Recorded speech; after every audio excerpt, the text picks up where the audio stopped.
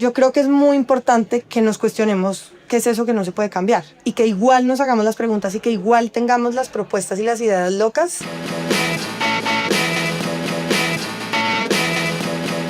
Doble Clic, un podcast de BBVA con Eider Fernández, Nat Sánchez de Tagle y Xavi Sorinas.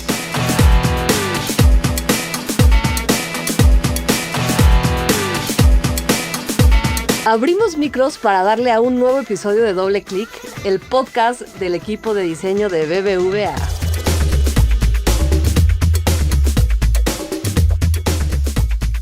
Mi queridísimo Xavi, la hora de la verdad, ya me tienes por aquí, ¿lo puedes creer? ¿Cómo estás? Hola Nat, ¿cómo estás? Muy bien, la verdad es que muy contento y te diré que muy enganchado al Mundial. Mira que yo no soy muy futbolero, pero hemos hecho una porra en el banco y estoy enganchadísimo. ¿Cómo llevas tú el tema del fútbol? No, qué cosa. Fíjate que vivo muy cerca del Ángel. ¡Ay, qué envidia! De la Independencia. Sí, en México, Ciudad de México. Y me ha tocado la fiesta que se escucha por las ventanas, así retumban. Que dices, sí, el sonido así, pega en el alma, está muy, muy impresionante. Oye, ¿qué te ha pasado en el pie? Ya sé, fíjate que vino la familia completa para la inauguración y salimos a festejar y Tlaloc dijo, qué bueno que ganamos y ¡pum! Así, soltó la lluvia a más no poder. Y así todo se inundó en 2 patadas y metí el pie en un hoyo en la banqueta. ¡Qué barbaridad! Clásica historia, dejando marca para siempre este mundial en mí. ¡Qué cosa! Y andas con el pie enyesado, ¿no? Ando con el pie enyesado, Xavi. Pero no me está deteniendo. Solo no he salido más a la calle de nuevo. Me quedo con el sonido, como vimos la vez pasada, ¿no? Tal cual, sí. Pues oye, mucho ánimo. Ay, gracias, Xavi. Te mando un abrazo muy fuerte aquí a larga distancia hasta Madrid. ¿Qué te parece, Nat? ¿Vamos al lío? Por favor.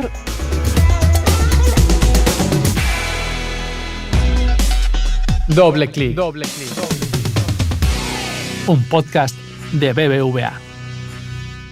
Hoy hacemos doble clic con una diseñadora sistémica colombiana que ha transformado su entorno a través del ecodiseño, una gozada. Es diseñadora industrial, como yo, de profesión, por la Pontificia Universidad Javeriana de Bogotá y tiene una maestría de diseño sistémico con enfoque en ecodiseño por el Politécnico di Torino, en Italia. Además, se ha formado en Design Thinking Circular y en pensamiento sistémico con referentes como Fritjof Karpa, espero haberlo dicho bien. Y pues bueno, ¿qué más les cuento? Actualmente es gerente de innovación y desarrollo de conocimiento en Waste to Worth, que acaba de llegar a México, y lidera por ahí procesos de innovación por la sostenibilidad, impulsa el portafolio corporativo de educación en economía circular y acompaña a organizaciones para que sus cadenas de valor se conviertan en servicios más circulares.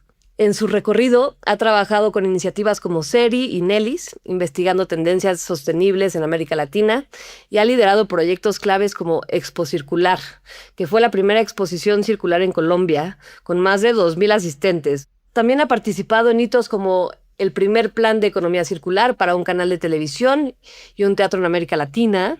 Y ella dice por ahí que conoce el mundo con los pies. O sea, hace caminando, viajando y pisando la montaña.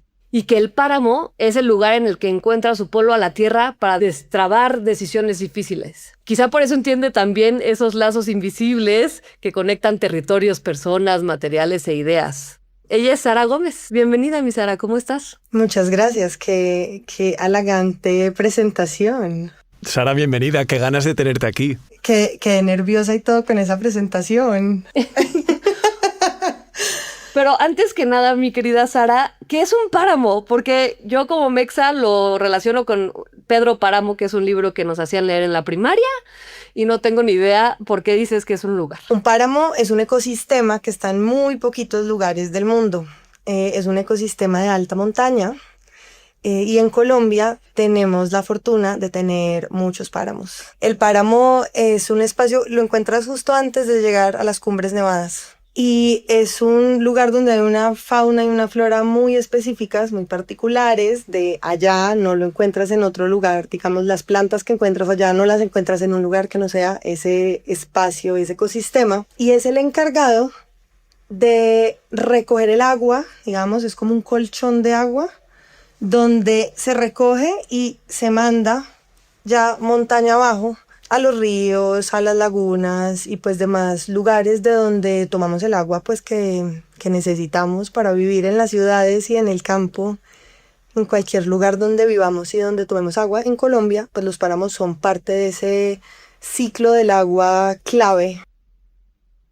Por aquí ya ando buscando fotitos de páramo haciendo trampa y parece que es un desierto con suéter, literal. Es una gran descripción, es una gran descripción. Las plantas del páramo suelen ser pequeñas, más bajitas. Obviamente hay un poco de todo, pero más pequeñas que digamos en un bosque. Pero además pues sí son peluditas y todos esos pelitos son los que ayudan también pues a la obtención del agua del medio ambiente. Suena muy bien, yo me iba ahora mismo, ¿eh? Entonces, también estoy buscando fotos, vamos, podemos ir los tres. Oye Sara, nos comentaba Nat que tú eres diseñadora industrial. ¿Cómo das el paso a temas más eco, de diseño eco? Pues mira que cuando yo estaba estudiando diseño no era tan común que el eco hiciera parte de la carrera necesariamente. Había un par de materias, algunos profesores que hablaban del tema, pero no siempre estuvo implícito.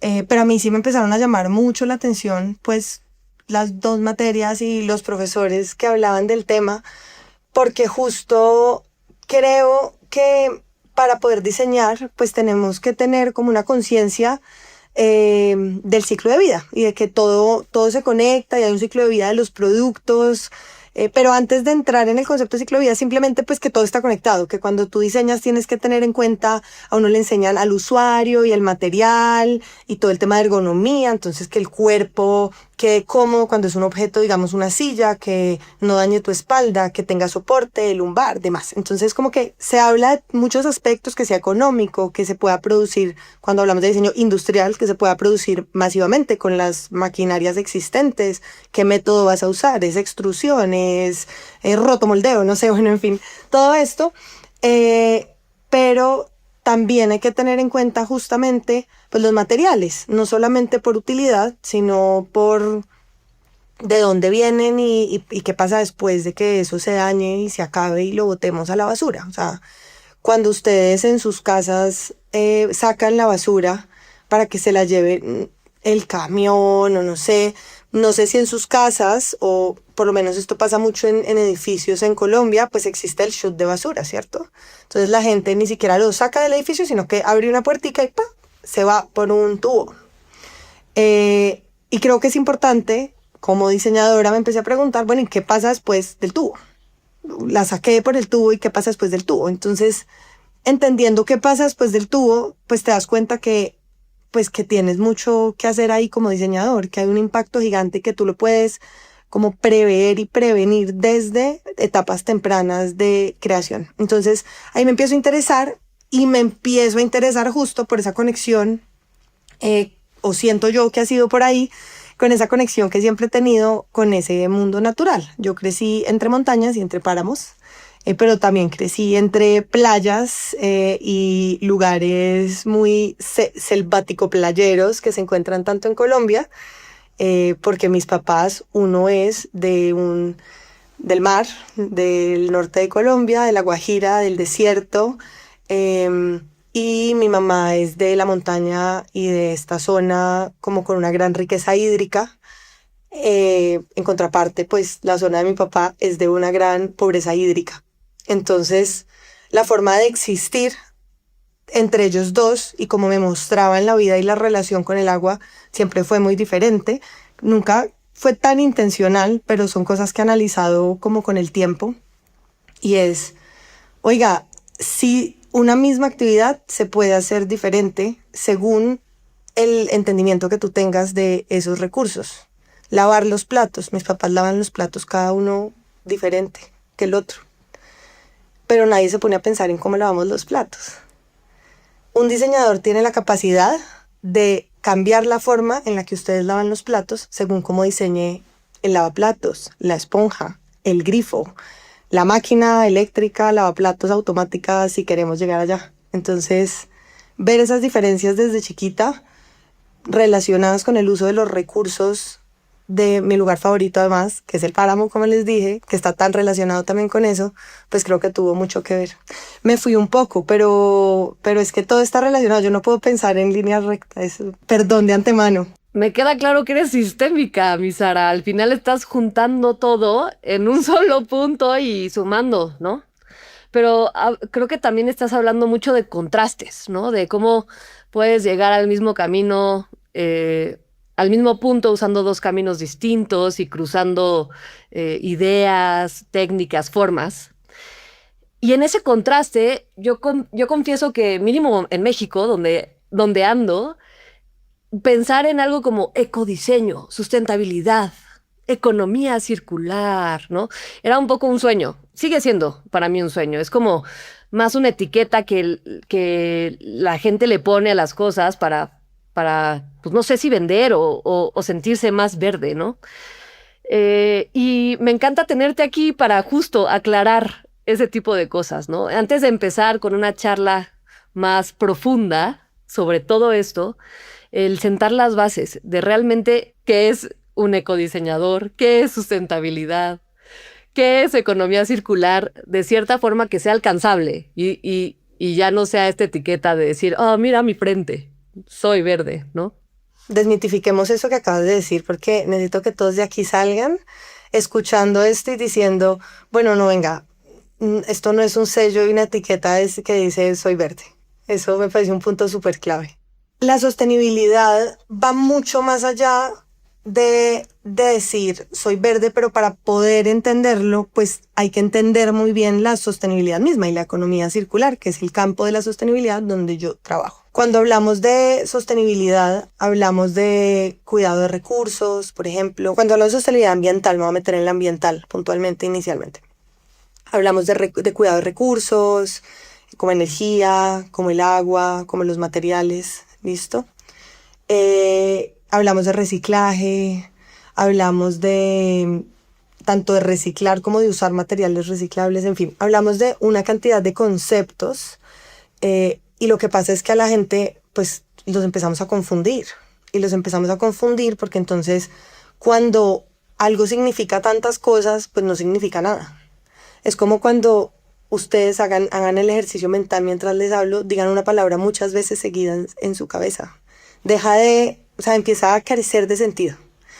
Y eso es lo que nos puede llegar a pasar cuando no, pues lo comunicamos bien, cuando no, lo explicamos bien. Entonces yo voy a tratar de explicarles de alguna manera de qué se trata este campo y por qué es realmente pues un espacio de transformación para las industrias y para las empresas. Para, como tú lo decías, Natalia, como en la vida real, no solamente un concepto, para que no se vuelva como repetir 200 veces en su cabeza la palabra albóndiga.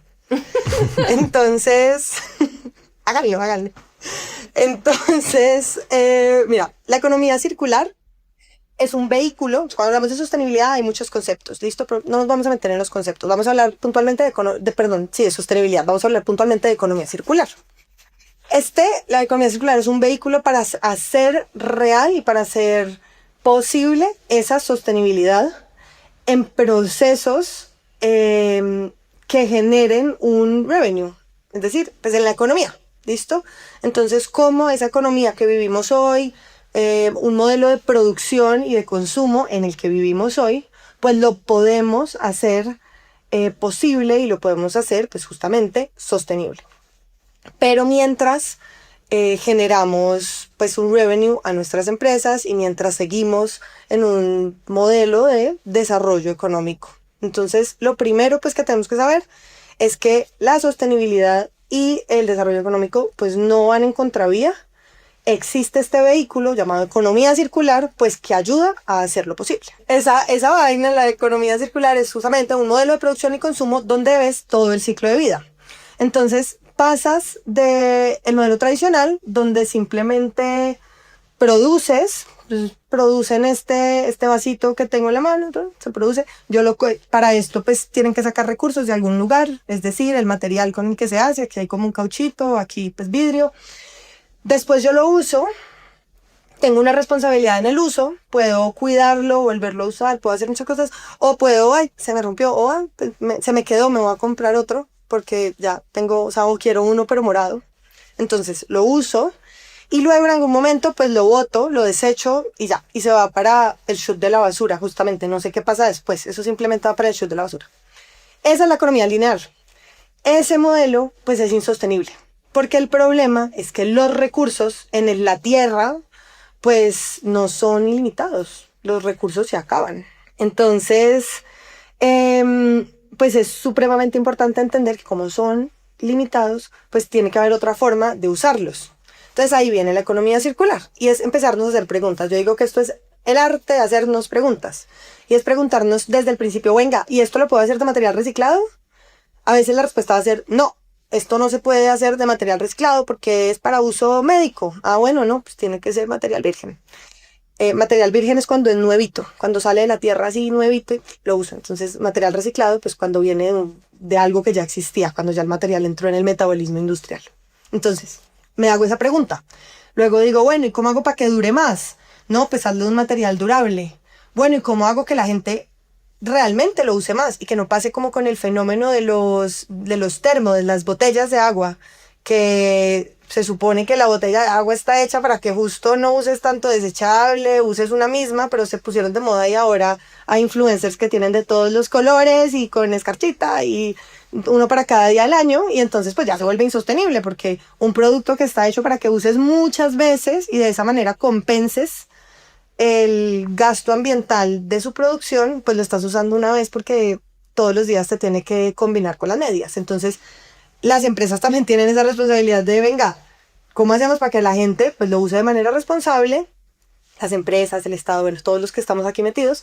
Y luego, entonces, ¿qué pasa al final de la vida útil? Y entonces, al final de la vida útil, ¿dónde lo pongo? ¿Dónde pongo esto cuando se me rompa? ¿Eso se puede reciclar? ¿A quién se lo entrego? Todo ese ciclo es economía circular. Pensar en todo, pensar en la entrada, pensar en el uso, pensar en la salida y todo eso lo podemos impactar enormemente desde el diseño. Se dice que el 80% del impacto ambiental de un producto se puede mitigar desde el diseño. Sara, a mí me ha encantado cuando decías que al final el rol del diseñador en este proceso de la economía circular está en el arte de hacerte buenas preguntas, ¿no? Me ha gustado mucho cómo lo resumías. Entonces yo te quería preguntar, en ese levantamiento de preguntas que haces tú con el equipo de personas que participan en ese diseño, ¿dónde te encuentras las mayores tensiones y cómo tratas de resolverlas? En ver más allá de lo que creemos que es posible y de como lo que ya tenemos metido en la cabeza. Entonces, la barrera más grande es que la gente desaprenda y pueda empezar procesos creativos bajo la premisa de que todos los parámetros o muchos de los parámetros que creen determinantes, en diseño tenemos un concepto que son los determinantes y los requerimientos, ¿cierto? Los determinantes es todo lo que no podemos cambiar. Y los requerimientos son lo que requiere el cliente, pero pues se puede cambiar, podemos buscar la manera de darle gusto, pero por otro lado. Todas esas determinantes nos enseñaron, o a mí me enseñaron en mi escuela de diseño industrial, qué es lo que no se puede cambiar. Yo creo que es muy importante que nos cuestionemos qué es eso que no se puede cambiar y que igual nos hagamos las preguntas y que igual tengamos las propuestas y las ideas locas para de esa manera. De pronto hoy no se puede cambiar porque no existe la máquina que procese ese material, pero en 10 años sí, eso ya pasó. Hace 8 años en Colombia, por ejemplo, este proyecto no es de mi empresa puntualmente, es un caso de éxito en Colombia y es básicamente, había una botella de una marca que tenía un color específico, una botella de plástico PET. Y decían, eso no se puede reciclar. Pues no es que no se pudiera reciclar, es que había un tema técnico con la máquina y con ese color, porque ese color, para que lo tuviera, tenía un aditivo además para que mantuviese el líquido que iba adentro por más tiempo. En fin, esa botella tenía unas particularidades técnicas, químicas, de materialidad, que hacían que la máquina que pudiese reciclarla, pues podía, pero tenía menos vida útil, se dañaba más rápido. Voy a decirlo muy sencillo y seguramente esto es mucho más complejo, pero ponele esa cosa, esa máquina, pues no era viable, digamos, pues. Entonces lo que hacían era pues no reciclarlo. ¿Qué significa? Pues que si no lo reciclan, los recicladores de oficio, que son estas personas, no existe esta figura en todos los países, pero en Colombia sí, Aquí también existe, se llaman diferentes en México, no me acuerdo cómo les llaman, pepinadores. Pepenadores, sí. Pepenadores. Son pues las personas que se llevan el material reciclable, lo venden a centros, lo llevan a centros de acopio, que se los compran y allá ya lo mandan a transformadores que pues lo transforman en nuevos materiales. En algunos países que nos puedan estar escuchando, esto lo hace directamente pues digamos el servicio de aseo. En América Latina, en muchos lugares, pues es un tema un poco más informal, que se está buscando desde las normas formalizarlo cada vez más. Es los siguientes pasos y en lo que está, pero bueno, actualmente no necesariamente. Entonces el caso es que pues, si no te lo compran, pues no lo recoges. Y entonces era un problema, pero además imagínense el problema de diseño, de branding, saber que esa botella, pues primero es súper visible porque se reconoce el color, y como nadie se lo lleva, pues es muy fácil que termine donde no debería, y pues además que sea reconocida. Entonces en ese momento el problema era no se puede reciclar, pero luego nos dimos cuenta y pues el ecosistema se dio cuenta pues que sí se puede reciclar y ya existe la tecnología. Ahora el trabajo de los diseñadores ha sido enseñarle a toda esa cadena para que desaprendan que no se podía reciclar y ahora que sí lo recojan y los otros que sí lo compren para que ellos lo puedan volver a comprar y poderlo transformar y poder hacer nuevas botellas.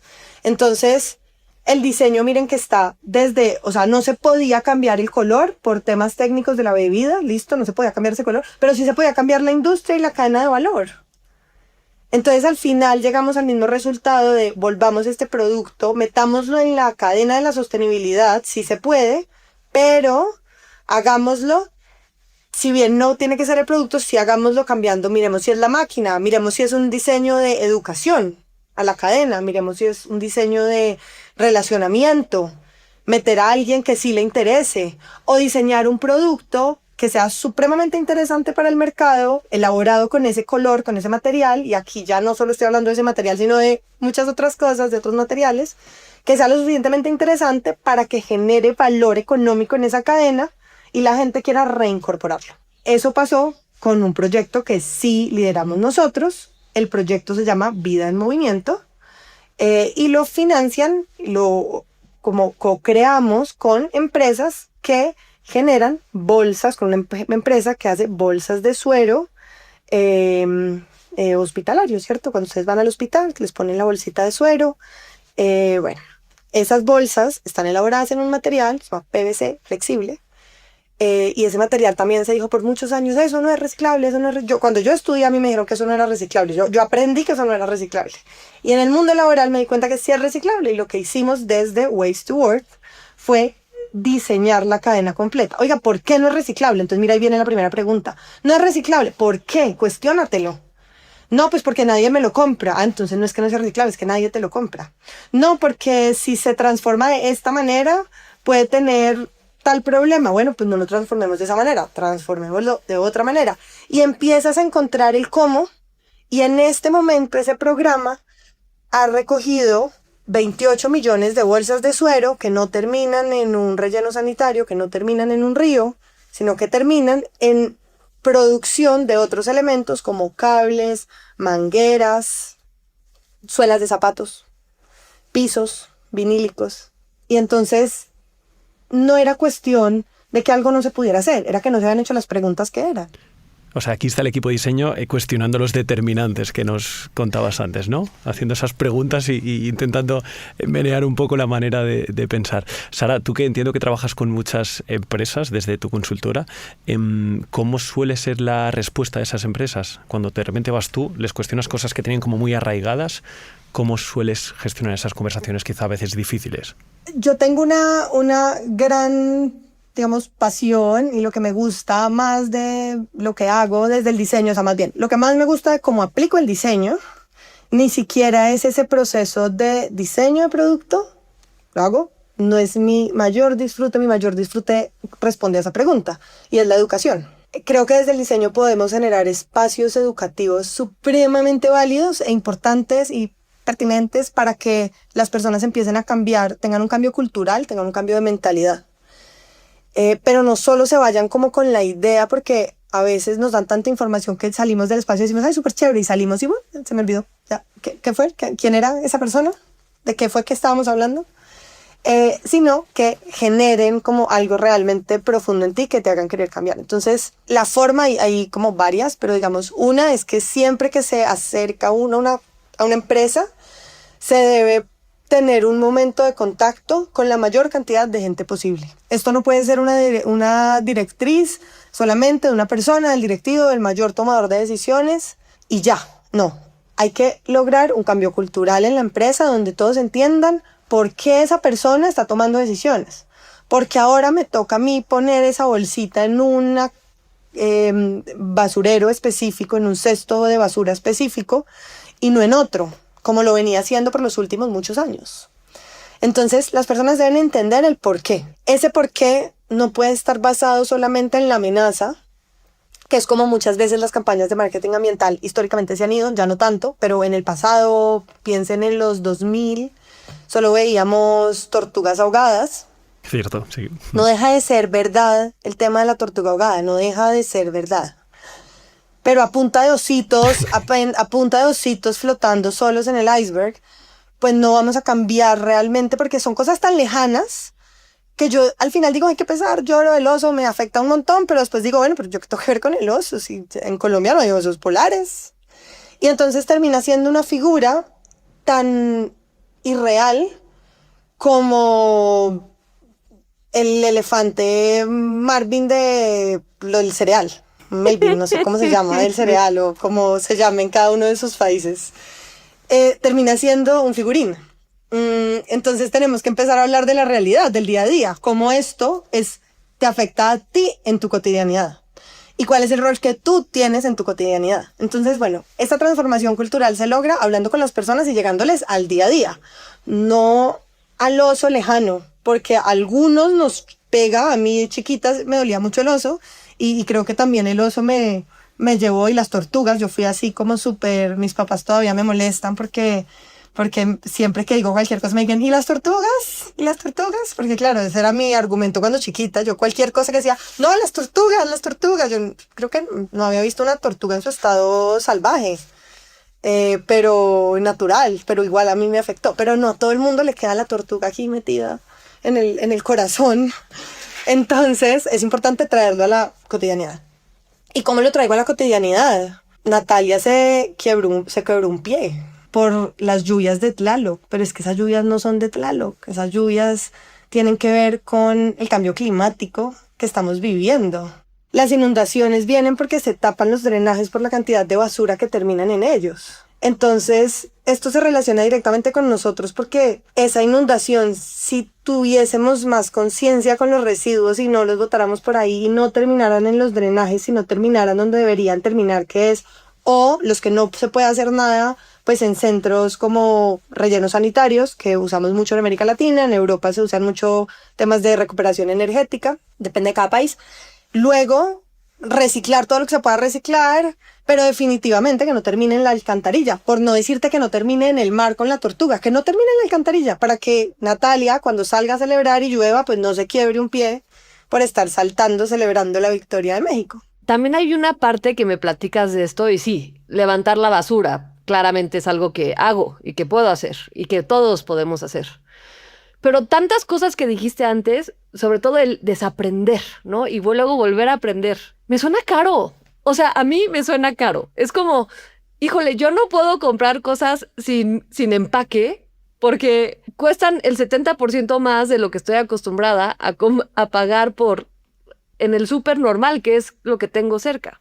Y pasándolo, ¿no?, a empresas, me lo imagino igual, ¿no? Creo que justo todo este ciclo que acabas de nombrar de desaprender y luego volver a aprender y luego para que el producto que está generando este monstruo de empresa ahora sea reciclable para salvar a esos osos, pensando que sí o que ya no se caiga la basura en la alcantarilla. ¿Cómo vendes esto? Ya pasándola a dinero, ¿cómo lo vendes? Ahí es importante el tema de las alianzas. Si esto lo hace una sola empresa o una sola institución, es costoso. Si nos damos cuenta cuál es el rol que tenemos varios en la cadena, por no decir todos, pero los que participen en esa cadena puntual, el rol que tienen, pues los costos también se pueden ir para otros lados y también pues hay un tema de ganancias que ya les voy a contar. Entonces, primero, alianzas. Eso es clave. Si tenemos una alianza, por ejemplo, no tiene que ser, una solución es vender el producto sin empaque definitivamente. Esa solución está, pero no se puede con todo. No necesariamente va a ser más costoso, de hecho, porque ese producto sin empaque pues ya no tiene el costo del empaque. Entonces, hay muchos productos, digamos, al granel, que sí son más económicos. Luego, muchos de los productos donde se vende al granel, adicionalmente, en las tiendas boutiques que encuentras de pronto en los barrios que tal vez frecuentes, pues además son productos orgánicos con un tema de responsabilidad, o sea, tienen como toda otra historia detrás, pero lo que les sube el costo es la combinación. Cuando les sube el costo, no siempre, de verdad tenemos esa idea muy en la cabeza, pero creo que sí toca revisar como ese análisis de precio, realmente qué es lo que estoy como comprando. El otro tema es la calidad. La calidad, no siempre somos conscientes en números, pero la calidad de las cosas pues tienen otros impactos. Yo puedo comprar el alimento, hablando de un alimento puntual, el más barato del mercado, pero puede ser que ese alimento eventualmente me enferme, tenga temas de salud, y ese tema de salud al final es un costo. Hablemos para el sistema de salud y luego hablemos para mí.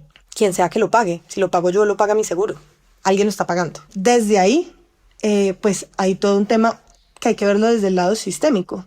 El sistema de salud no tendría por qué pagar por tu pie roto si las alcantarillas dejaran de taparse. No es algo tan directo, no siempre está relacionado directo, y por eso esto está basado en el pensamiento sistémico, porque es empezar a hacer un mapa un poquito más amplio, y no todos los resultados son inmediatos, inmediatamente conectables o una repercusión al minuto, sino de pronto en un margen de tiempo un poco más amplio. Pero para no irnos hasta allá, el tema de las alianzas, pues porque volviendo a eso, sí es clave, porque entonces encontrás, no le quitas el empaque, sino que dices, no, mira, yo sí necesito este empaque, yo necesito que este sea, pero me voy a hacer cargo de que esto alguien lo recicle. Entonces ahí es donde empiezas a armar la cadena.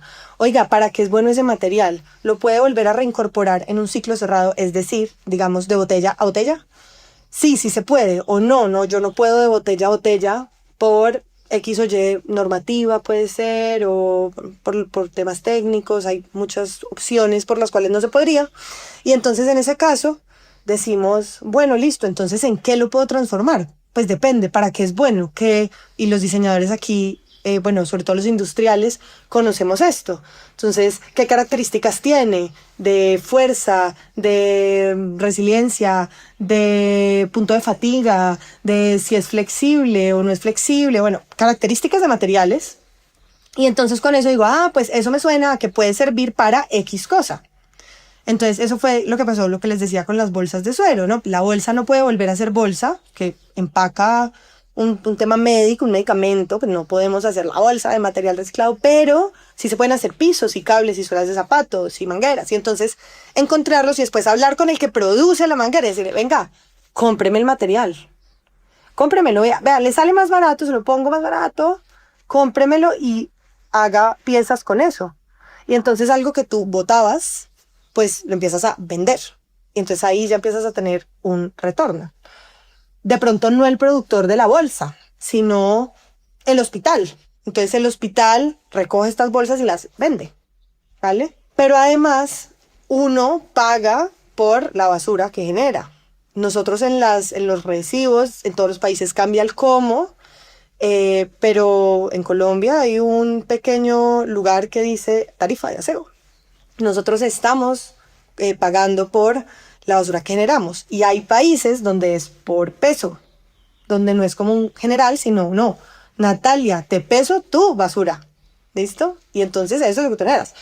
Eso no suele pasar mucho con el ciudadano y con el hogar, pero eso sí pasa en las empresas.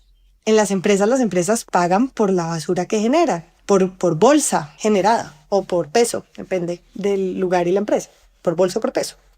Entonces, también la reducción de costos o la ganancia está justo por dejar de gastar en ciertas cosas que antes gastabas. Entonces puede que nadie te compre el residuo al final. Digamos que no te lo compran, lo regalas para que alguien lo recicle. Lo regalaste. Pero ya no pagas por esa gestión, sino que te certifican que eso se va a reciclar, y entonces luego hay países donde hay un tema tributario. Entonces donde empiezan a tener temas tributarios. Y luego hay países como Colombia y actualmente México empezando, donde hay una figura, y aquí me pongo un poquito aburrida por 2 minutos nada más, pero hay una figura que se llama la responsabilidad extendida del productor. Y eso está dentro de la normativa. Y es básicamente que los productores, en este caso voy a hablarles de empaques y envases, pero hay diferentes como materiales y cosas. Todos los productores de empaques y envases tienen que recuperar y certificar que se recicló un porcentaje de lo que ponen en el mercado. En Colombia es el 30%. Entonces, las empresas que pongan un empaque en el mercado tienen que garantizar que un 30% de la cantidad total que ponen se recicle. Entonces, al final también hay multas que te estás evitando, pues porque estás haciendo, ese es el deber ser. Y esa responsabilidad extendida del productor está en Europa, está en algunos lugares en Asia, y está en muchos de los países en América Latina, si no muy avanzada, en construcción. Sí, claro, o sea, deja de ser un tema filantrópico. En realidad ya es negocio. Es negocio. Y cuando tú ves las formas de hacer modelo de negocio, tú tienes la filantropía por aquí a un lado y el business as usual por aquí a otro lado. Los modelos de negocios circulares están por aquí como en el centro, más tirando, o sea, no, de hecho muy en el centro, pero más tirando hacia el business as usual, pero le metes toda la parte de sostenibilidad. Entonces tienes el retorno económico de ese business as usual, que es pues el modelo tradicional, pero teniendo en cuenta pues otros aspectos de circularidad, que pues si están bien diseñados desde una mirada económica, pues son rentables. Sara, y estamos hablando mucho de ese revenue económico, ¿no? De esa parte de tributos o multas, pero hay también otro revenue que es el reputacional, ¿no? Que las empresas cuando hacen ese tipo de acciones sostenibles lo comunican. Se ha hablado mucho del greenwashing, de esas empresas que se vienen arriba y exageran un poco todo lo que hacen para conseguir esa etiqueta de somos eco, pero también creo que nos comentabas el otro día que hay otro tipo de empresas que van al contrario, ¿no? Que ocultan a veces cosas que hacen. Cuéntanos un poco por qué lo hacen. Sí, está el greenwashing y está el greenwashing. Yo el greenwashing lo conocí, digamos, muy recientemente, comparado con el greenwashing que hace muchos años se está escuchando. Sí. Y básicamente es que las empresas empiezan a hacer acciones sostenibles y tener proyectos o productos sostenibles, y luego hay una crítica, una curaduría gigante desde el usuario. Entonces, dentro de esa crítica y curaduría, pues hay dos cosas. Una es que a veces no comunicamos bien lo que realmente estamos haciendo. Entonces decimos, somos la empresa más sostenible. No, tienes un producto supremamente sostenible, pero danos datos, ¿vale? Entonces, yo les digo, el programa de vida trabaja con más de 103 clínicas y ha recogido más de 28 millones de bolsas y bueno, en toneladas. Entonces hay datos, pero yo no les, pues como que no me voy a decirles simplemente como la generalidad, sino pues lo sustento. Eso es lo que deben empezar a hacer las empresas. Cuando las empresas no tienen tanto cómo medir o no miden, a veces dicen, oiga, más bien yo no cuento este cuento porque yo sé que estoy incorporando material reciclado, pero no tengo, o ese dato no me gusta, no me parece lo suficientemente fuerte, mejor no digo nada. El tema es que cuando no dices nada, pues también es peligroso, no sé si es la palabra, pero definitivamente también va en contra del desarrollo sostenible, porque es importante ir mostrando ese ejemplo, ir mostrando los pasos. Y como consumidores tenemos que ser muy, como estar atentos, como muy observadores, para que no nos hagan pasar algo sostenible como si ya fueran a salvar el universo. Pero también tenemos que entender que ser de pronto un poco más objetivos en la crítica y entender que esto es un camino, que porque una empresa haga acciones sostenibles no significa tal vez que ya esté al final en que todo su portafolio sea sostenible, sino que hay grandes corporaciones que se vienen transformando de a poco, unas un poco más allá, pero no pueden abordar todos los temas al mismo tiempo, justo porque pues tiene que empezarse a ver una inversión para invertir en el siguiente paso, en el siguiente. Hay empresas increíbles, por ejemplo, del área cosmética, de la industria cosmética, que ya tienen, unas marcas que ya tienen un tema de cuidado del agua en sus productos espectacular, que ya tienen plantas de producción basadas completamente en energías renovables, que ya están empezando a cambiar los empaques de algunos de los productos, pero entonces luego alguien los ve y dice, no, pero usted todavía tiene plástico. Sí, pero espérese un segundo. Pero además el plástico que tiene, pues tiene programas para poderlo reincorporar. Entonces creo que es importante que estemos encima pendientes, pero al mismo tiempo que entendamos que es un proceso y que son pasos que se van construyendo. Nadie nace aprendido. Esto es como montar bicicleta. Tú vas aprendiendo cada vez más y seguramente hoy aquí los 4 montamos bicicleta, pero alguno lo hará de forma profesional y si a mí me pones una loma muy empinada, yo diré, no, yo no sé hacer eso, yo hasta allá no llego porque es un proceso. Yo soy ciclista urbano. Y entonces es entender que hay procesos de aprendizaje y que las empresas pues van ahí. Pero esto también aplica para uno, como persona. Digamos, hay un término que yo corrijo mucho, así como la loquita de la corrección, y es cuando la gente me dice, yo reciclo. ¿Ustedes reciclan? No. Yo sí, obviamente sí. Ustedes separan residuos. Sí, yo también. Ustedes separan residuos. Por favor, corten este cachito y pongan que sí. No, aquí la verdad delante. Sara, ¿cuál es la diferencia entre reciclar y separar residuos? Que reciclar ya es hacer la transformación del material. Ah, vale, nosotros ustedes iniciamos son el un proceso, eslabón ¿no? de la cadena. Vale. Si ustedes no lo separan, el que se lleva ese material para ser reciclado, pues no se lo va a llevar para ser reciclado. Pero es importante que no nos pongamos la estrellita todavía acá, sino que entendamos que somos un eslabón. Cuando entendemos que somos un eslabón, nos damos cuenta de la responsabilidad que tenemos con el resto de la cadena. Y que ya no es solamente decir yo reciclo, no, yo separo, pero además lo saco en el horario adecuado y lo llevo al punto adecuado. Aquí en México el reciclaje se saca 3 días a la semana. No muchos lo saben, lo sacan al tiempo que las otras basuras. En Colombia, toca hablar, depende de las zonas, de la región, estoy hablando acá en Ciudad de México. Cambiará por diferentes lugares, pero entonces en Colombia también es algunos días y pasa el reciclador de oficio justo antes del camión de la basura. Entonces la gente dice, se me llevan en el mismo camión las bolsas. Claro, porque lo sacas el día que no es, lo sacas el día que pasa el camión o a la hora que pasa el camión. Habla con el reciclador de oficio, con la persona que se te lleva el reciclaje y pregúntale, oye, ¿tú a qué hora estás pasando? No, yo paso a las 3 de la tarde, el camión pasa como a las 6. Ah, bueno, pues saco mi reciclaje antes. No, es que yo paso son los martes, pues saca el reciclaje los martes. ¿Cómo no se lo van a llevar al tiempo si lo sacas el día que no es? Entonces, es entender esa responsabilidad que tenemos desde el mismo lenguaje. Sara, tenemos varias tareas, Desaprender, empezar a entender cómo podemos ir participando de esa cadena. No ser nosotros tampoco greenwashers, como son algunas empresas.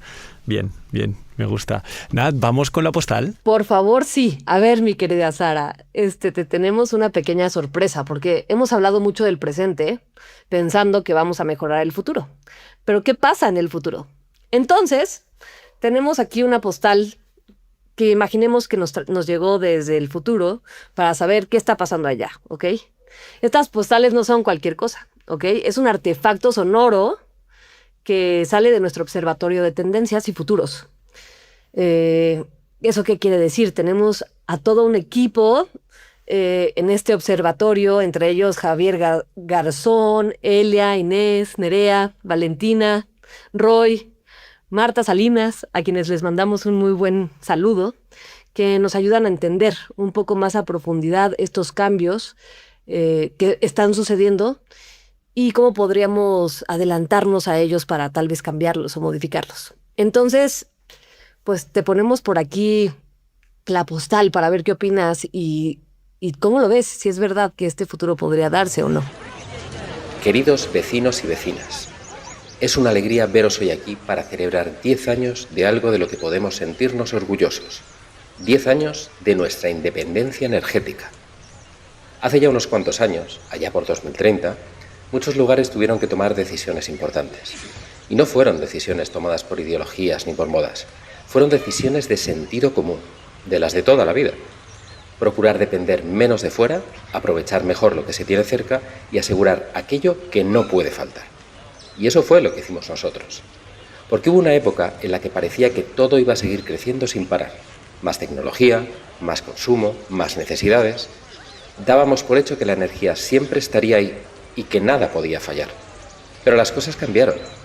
Lo que ocurría en otros países, muy lejos de aquí, empezó a notarse también en nuestras casas, en nuestras explotaciones, en nuestros negocios y en nuestros bolsillos. Y entonces nos dimos cuenta de algo que nuestros mayores ya sabían. Cuando dependes demasiado de otros para lo importante, cualquier problema acaba llegando también a tu puerta. Fue entonces cuando dejamos de preguntarnos cuánto más podíamos hacer y empezamos a preguntarnos qué éramos capaces de mantener en el tiempo. Porque una cosa es crecer y otra muy distinta, crecer con cabeza. Entendimos que cuidar nuestro entorno no era un lujo ni un capricho. Era la manera de asegurar que nuestros hijos y nuestros nietos pudieran seguir viviendo y trabajando aquí con las mismas oportunidades que nosotros. Por eso apostamos por soluciones más cercanas, más adaptadas a nuestras necesidades y menos dependientes de lo que ocurriera a cientos o a miles de kilómetros. Apostamos por valernos, más por nosotros mismos. Y hoy, 10 años después, podemos decir que aquel esfuerzo mereció la pena. Porque al final no gana quien más corre, gana quien sabe mantenerse en pie cuando vienen maldadas. Y este pueblo ha demostrado que sabe hacerlo. Muchas gracias a todos. Sara, ¿qué te despierta la voz de este alcalde del futuro que te ha venido a la cabeza? Me encanta porque pensé en varias cosas, pero la principal es que para poder llegar a eso, tenemos una responsabilidad grande en esas preguntas con las que abrí diciéndoles que el diseño tiene muchas preguntas. Yo creo que la vida misma tiene muchas preguntas, porque cada cosa que hagamos tenemos que dejar de hacerlo en automático y en lugar de eso empezar a hacerlo de manera intencional. Entonces, cada vez que hagamos una compra, por ejemplo, nosotros diseñé una pirámide de preguntas, por ejemplo, de consumo responsable. Y empiezas preguntándote, oiga, ¿lo necesito?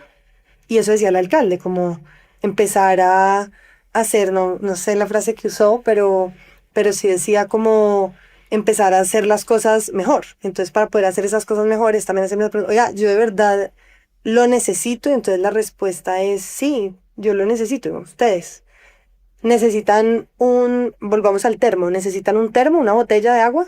Yo tengo una, me la compré buena, me gasté ahí mi dinero, pero llevo ya como 4 años con ella. Y necesitas una. Sí. Yo, digamos, necesito 2. ¿Por qué? Mi respuesta es diferente, porque yo corro. Ajá. Entonces tengo unas que son flexibles, que me puedo poner en el bolsillo de mi short y que me sirve para correr, y tengo la otra que es pues, la del día a día. Entonces yo necesito 2. Tu respuesta no es mala y la mía tampoco, pero lo estamos haciendo desde la conciencia. Yo no puedo correr con mi botella metálica. Entonces yo necesito 2, tú necesitas una, los otros no sé cuántas necesiten. Y luego, ¿tiene que ser mía o puede ser compartida? Yo sí quiero que la mía sea mía, la verdad. Pero con otros elementos puede ser compartido. De pronto hay otros elementos que yo tengo en mi casa que puedo compartir. El pocillo, la taza, pues no tiene que ser mía, pues es de la casa. Luego vivo sola, pues es mía, pero si viviera con alguien, pues la compartimos, no pasa nada. Mi ser consumista está creciendo, está saliendo, así de por favor, no. Por favor, detente. Y luego te preguntas, entonces, ¿lo puedo reparar? Mi botella en este momento tiene un daño, yo no la invertí, no la compré, tenía una muy buena y se me perdió, luego compré otra de pasada en cualquier lugar y se le sale el agua. Y entonces sí necesito cambiarla porque pues, se me sale el agua en el bolso, en la cartera. Pero ¿la puedo reparar? No la puedo reparar porque es un daño pues ahí funcional. La anterior se me dañó el lugar de donde la agarraba. Luego eso sí lo pude reparar. Le cosí, le tejí una pulsera y logré repararla. Y si ya no la puedo reparar, ¿dónde la boto? ¿Dónde la dispongo? Y entonces preguntarme ¿dónde la voy a disponer? No, la pongo en el reciclaje porque es metálica y tiene plástico también. Entonces ahí la dispongo. Y antes de comprarla, preguntarme, ¿y es reciclable? No, oiga, esto es de un material más complicado. Hay una reciclable y hay una de un material súper complicado. Oye, pues escoge la que cuando se te dañe, tú ya llevas 4 años con ella, ojalá te dure otros 4, pero en 4 años, pues que la puedas meter al reciclaje y que no sea tóxica, que no sea, pues sí, de difícil reciclabilidad y que pueda tener su ciclo. Entonces mira todas las preguntas que te hiciste para comprar una botella. Y al final la respuesta de pronto que le va a llegar a Natalia es, Natalia, no la compres, no la necesitas. Este alcalde está resultando mucho más sabio de lo que él mismo sabía, oye. Entonces sí, para eso, perdona, aquí termino, y es también importante que el alcalde se haga cargo, porque no puede recaer solo en nosotros nos hacemos las preguntas, pero el alcalde también, digamos, desde las compras públicas, debe tener un criterio que no sea solo económico, sino también de sostenibilidad de impacto. Entonces, ¿qué estamos priorizando en las compras públicas? ¿Qué estamos fomentando? Porque tenemos leyes de economía circular y luego nuestro departamento de compras lo está teniendo en cuenta para el abastecimiento. Entonces, el abastecimiento, o sea, cuando hablamos del yo, pues es una compra. Cuando hablamos de empresas, hablamos de abastecimiento. Es lo mismo, nos estamos abasteciendo a manera personal o masiva empresarial. Estamos poniéndole cuidado a ese abastecimiento. Entonces, todo el abastecimiento también de las empresas, del sector público, sector privado, cooperación internacional, eventos, conciertos, cine, teatro, televisión, todo debería pasar por las preguntas básicas de qué es lo que estoy metiendo en el metabolismo industrial, digamos, o qué es lo que estoy poniendo ahí en el basurero. Sara, y ojalá este arte de hacernos preguntas, tanto de forma individual como de forma ya más colectiva, a nivel empresa, a nivel política, se extendiera y llegara más allá de la comunidad de diseño. Hablando de preguntas, Sara, vamos a la parte final del episodio, últimos minutos. Estas son preguntas cortas para conocerte un poco más. Y la primera es si tienes algún referente cultural, algún libro, película, serie que nos quieras recomendar que te haya explotado la cabeza últimamente.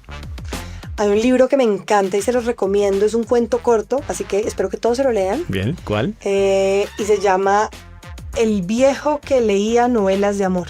Ese libro es de Luis Sepúlveda, no habla de reciclaje, no habla de economía circular, es un cuento. Pero tiene muchas reflexiones que me parece importante que todos tengamos y van desde la conexión con lo natural, con la naturaleza. ¿Lo conocen? Yo no lo conocía, me lo acabo de apuntar. Y poniéndome un poquito más técnica, ya para la gente del campo, me iría con Fritjof Capra, que es el que mencionaba Natalia al inicio. Es de las personas para mí más importantes en hablar de pensamiento sistémico.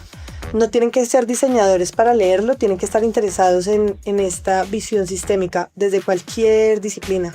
Y básicamente él nos explica en un libro que se llama La trama de la vida, cómo todo está conectado. Desde la física cuántica, hablando de ecologismo, de ecología profunda. Básicamente él pasa por diferentes corrientes del pensamiento, mostrando cómo desde las diferentes corrientes del pensamiento se entrama la vida, justamente. Y en cuanto a ver, hay un documental que me gusta mucho y se llama Connections de Netflix, está en Netflix pues. Uh-huh. Cada capítulo es una conexión diferente y una de ellas nos muestra cómo el agua, digamos, el sistema de agua está conectado. Entonces, no sé, un dato ahí les hago spoiler de ese capítulo. En el río Támesis se llama así, el de Londres, pues encontraron que los peces que siguen en el río, que es un río que está bastante contaminado, pero los peces que aún habitan ahí están altamente drogados, sobre todo los fines de semana. ¿Por qué será? Una última pregunta, mi Sara, que yo te tengo que hacer. Con una palabra, contéstame, por favor. ¿Cuál es el talento o en esa cosa que dices, soy una pequeña experta durísimo, pero que sabes que es algo ridículo y que no sirve para nada, pero tú ya eres experta? Creo que mi expertise en este momento es tratar de hacer las cosas de cero. Como igual kefir o mostaza, o ver cómo puedo tomar los productos empacados y retarme hasta poder hacerlos. Entonces, soy una experta experimentadora culinaria. ¿Siempre funciona? No, pero soy experta en retarme para hacerlo. Mi Sara, creo que ha sido un placer tenerte por aquí. Gracias por darnos este espacio y esta plática tan a gusto que se me pasó el tiempo como agua, tal cual, como lo estás diciendo. Muchas gracias a ustedes. Espero les haya gustado la conversación. Y hacemos paso entonces a ciertas recomendaciones que tendremos por ahí para que se lleven datos curiosos y sigamos enganchados a este tema.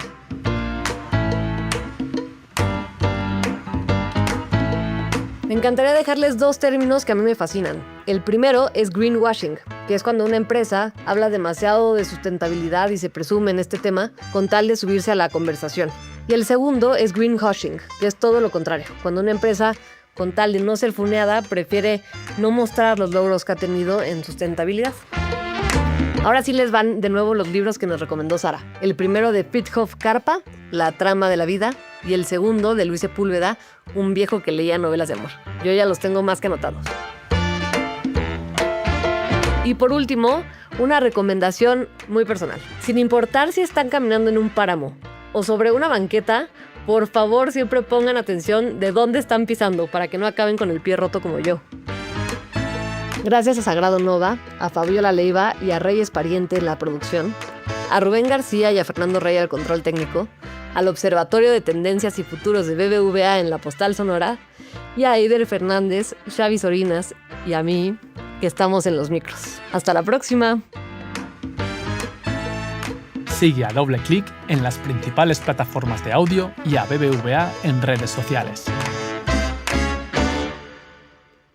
Adiós, Rubén. Adiós, Xavi. Esténse bien.